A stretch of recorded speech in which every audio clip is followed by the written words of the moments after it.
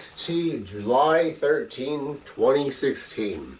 Happened yesterday for me, and I got a little bit of thoughts to say about the whole thing.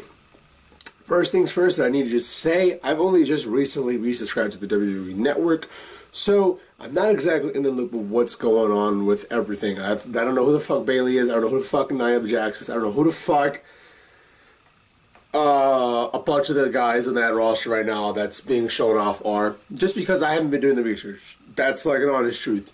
Remember last time, folks, and I think it was like one of my episodes in the CDP talk show podcasts episodes that I said that I was no longer going to watch wrestling after WrestleMania. I was done with it. I had no more interest in it. I didn't care. Now, 7 months later, that ceases to be the case. And now I find myself watching wrestling again, and I am as much of a happy fan as I was before when I was a kid. So hey, all good. Obviously, I don't know who the fuck a lot of these people are at NXT. Some I do. Obviously, Shinsuke Nakamura, Finn Balor, Samoa Joe, Apollo Crews, motherfucking, a bunch of motherfuckers. From either New Japan Pro Wrestling, Ring of Honor, etc., etc.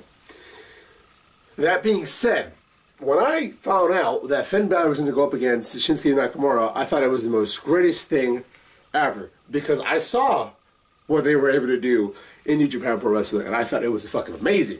They're both really talented guys. I was super happy when I heard that they were being signed to the WWE. I thought that was awesome. I heard Shinsuke Nakamura had a great match with Sami Zayn. Awesome, because those two guys are fucking great. El Generico and Shinsuke Nakamura, great talent. So to have those guys together was great to see that. Finn Balor had a match with Samoa Joe. That was awesome. Finn lost, and Joe went over because now they're going to be pushing him as the champion. And I have some thoughts about that too, by the way, which we'll get into. But that being said, let's focus on what's happening with what just happened with NXT. You had a promo by Samoa Joe to open the show, basically saying that it doesn't matter if it's Finn Balor who wins, it doesn't matter if it's Shinsuke Nakamura that wins. Both these men think that they're going to ride this momentum in order to take my title away. They're wrong. I will destroy them. I am the NXT champion. I am the king. Blah, blah, blah, blah. That's not exactly what he said. I'm just, you know. He's basically saying, fuck these guys. I'm the shit. I will remain on top because this is my belt and I am the champion. Finn Balor had 2 matches winning for the title. The second match being a steel cage match, which Samoa Joe did go over and win again. I don't know exactly how, because I'm slowly making my way from the first episode that's shown on WWE Network all the way to now. So I'm slowly making my way to there just so I kind of know what's been happening, who were, you know, the guys I should know and gals I should know. Right now, for me, Adrian Neville's the champion, and he's doing a thing with, like, Tyler Breeze and, like, some other shit, but whatever. That's kind of where I'm at when it comes to me coming back into what's present for NXT. So Rhino comes out saying, oh, you're the one I gotta go through in order to get to the top. I want it. I want to fight you. Samoa Joe leaves. He's like, you don't tell the champion when he's gonna fight or whatever. And the champion tells you when he's ready.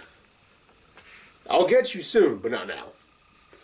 Cool. And then next week, and then it was announced right after that, yeah, it's gonna be Samoa Joe versus Rhino next week, along with Apollo Crews versus the Apollo Crews, the American Alpha versus fuck, what is it? There's another tag team. I just forgot who it was. I think it was like the whatever. Doesn't matter. Not important. And then next week, of course, is gonna be Bayley versus Nia Jax. And then basically a whole vignette happened. Triple H spoke about Shinsuke and Finn Balor. About, yeah, they're both awesome guys. They're both really top talent guys. Back in New Japan, or back in Japan, the world already knew who those guys were when they came here. It was crazy. Da da da da. And then, you know, Finn and Shinsuke were talking about, yeah, we're really close friends. We're like friends for over 10 years. He knows my family. I know his family. We go over to each other's houses. Blah blah blah. That was cool. It kind of hyped it up. And then obviously, of course, the promo that happened like whatever ago about Shinsuke saying, if I want to be a champion, I have to defeat the icon. I have to defeat you. And then Finn Balor is like, I guess we know what's ready or what's next for Finn Balor. You're on. Ah. And they had a whole 30-minute match, which was awesome, and it was fucking beautiful. I thought it was one of the best matches I've seen in quite some time, which is to be expected with Finn Balor or Shinsuke Nakamura. They're both, again, like I said earlier, really, really talented wrestlers. It's just, I don't know how to put it. They're just really, really fucking good, man. I'm not going to go through what happened exactly in the match, because that's not really what I wanted to focus on in this video. But if you were interested, go check it on WWE Network. I think you can still do like a 1-month free trial. So fucking there you go. Sign up. Watch that match. If you're only going to watch one thing on the network, watch that match. Maybe the CWC. Maybe. So, Shinsuke Nakamura went over. After taking a couple of Finn Balor's finishers, Shinsuke went over. He won. They both, you know, paid each other respect. And the whole crowd was saying, thank you, Finn, thank you, Finn, thank you, Finn. And then Nakamura kind of posing a little bit, doing the thing. And then ended off the show. It was like 30 minutes of great, great wrestling. It was awesome. It told a great story in the ring. Everything was just really, really superb. I have a few thoughts. Okay? Taking into account this whole draft that's coming up on Tuesday next week for Raw and SmackDown, there's been talks and ideas about who might be going to SmackDown, who might be going to Raw, who's going to make the jump from NXT to SmackDown or Raw. And the real big thing I wanted to say was this. That match really felt like it was a Finn Balor's, like, goodbye. Like, Finn Balor, thank you for everything you did for NXT. Here's one last match. I know you're going to do a really, really good job. Here you go. Go fight your close friend, Shinsuke Nakamura. And they had a great match, right? And I think Finn Balor is either going to Raw or he's going to SmackDown. If I had to make one pick, I'd say SmackDown. Just because of the fact that, A, they need talent. I keep hearing from a lot of people, oh, there's not enough talent, there's not enough talent in the whole roster of all three of them in order to really do the whole brand split. Yes, there fucking is. I don't understand that whole logic. There's plenty of talent that has shown potential and worth to be able to sustain SmackDown. And while maybe not in the mainstream eyes, like, not everyone knew or knows who the fuck a lot of the guys at NXT even are, these guys have proven that, yeah, we're talented as fuck. We can go to SmackDown and put on a show and hold our own. You look at the SmackDown and Raw brand split back in the day, it was great. All these SmackDown guys were young talent, and you had a couple vets in there to help them, nurture them, and kind of hold on to the fort as well. You have that. Now, it's the same situation, but a hell of a lot more talent and a hell of a lot better work ethic. By work ethic, I mean like actual in-ring work. So I think it would be fine to see a lot of these NXT guys being called up to SmackDown. So maybe Apollo Crews, maybe Finn Balor, etc., etc. A lot of guys seem to be going to SmackDown. And I think it would be very, very interesting to see what happens there.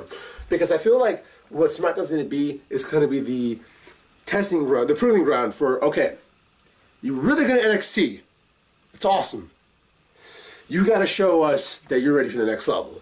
And if you can do it in SmackDown, you go to Raw and we're going to start pushing you for something.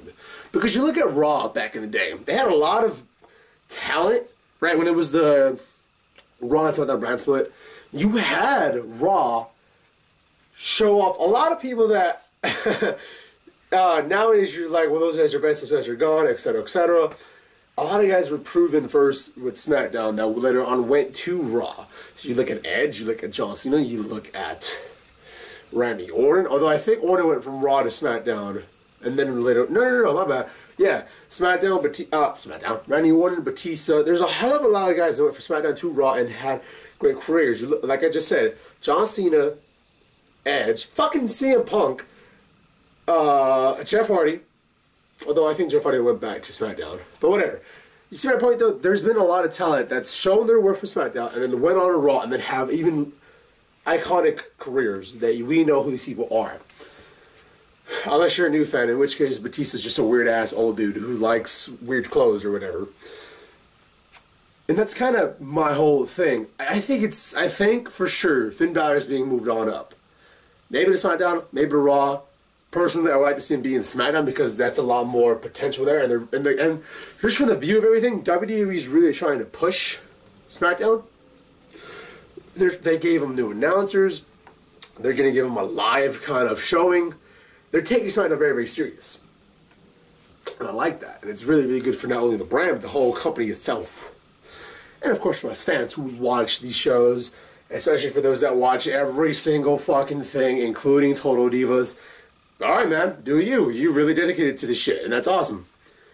So, with that being said, that's what I really think is going to happen.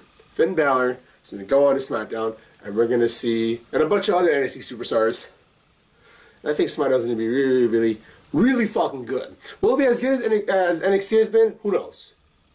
You know, that's obviously up to what happens at SmackDown.